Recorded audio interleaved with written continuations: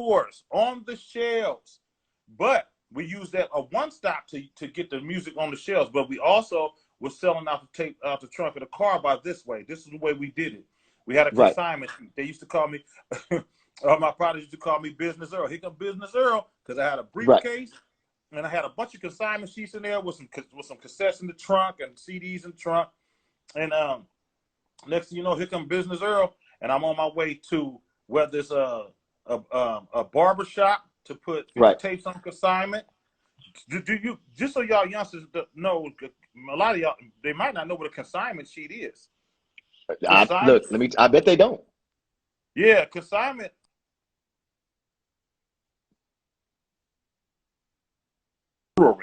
Damn.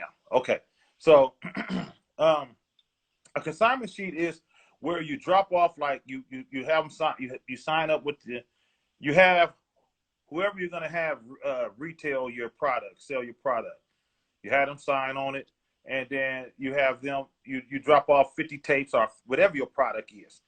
So whatever you drop off, you give it to them at that moment. They sign it. Okay. Then once they sell it, you come back and they give you the money. You drop off another 50 cassettes. They sign. You know what I mean? It's just a process. So then we did that with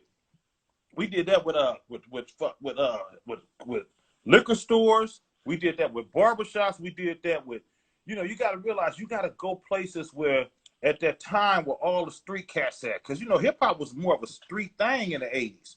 You feel what I'm saying?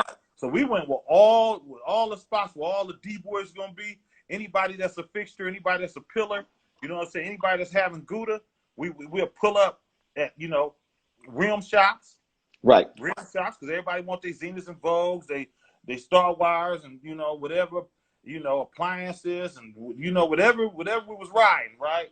Right. And so that's where you do your consignment at. You sell your CDs and cassettes at places like that, and that's what we did. Everybody got to go get a haircut, so we sold them out of barbershops. Okay. You feel what I'm saying? Yeah, you know what I mean?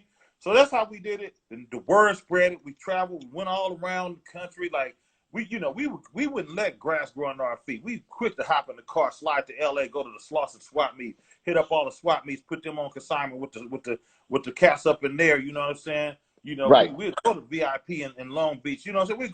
We'd go to all these mom and pop stores everywhere, Kansas City, Seventh Heaven, you know what I mean? Places like that. You know what I'm saying? We go to Detroit. We'll slide out.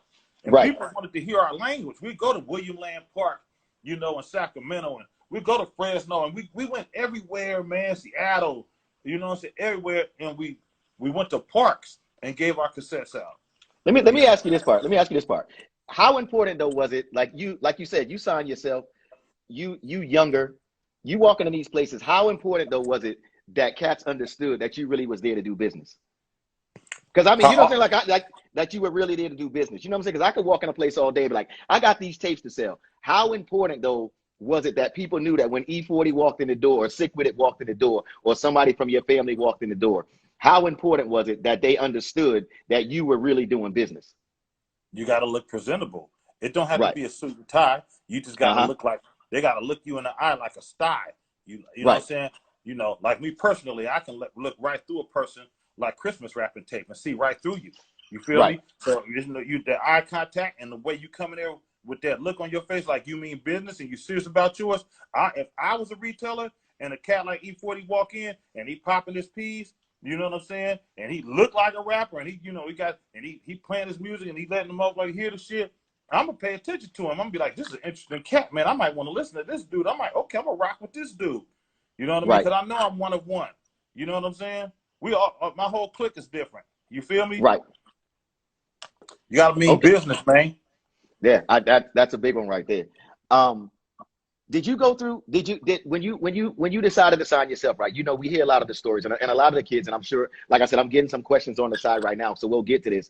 A lot of cats wound up having to do the business themselves because of, like, you listen to, like me being from the East Coast, of course, the Jay-Z story is known very well. Like, like nobody wanted to hear Jay-Z or whatever. So then they had to do Rockefeller. Had you had some meetings already before? And then you was like, you know what, man, they not hearing us. We gonna show them. Had you had some meetings though before?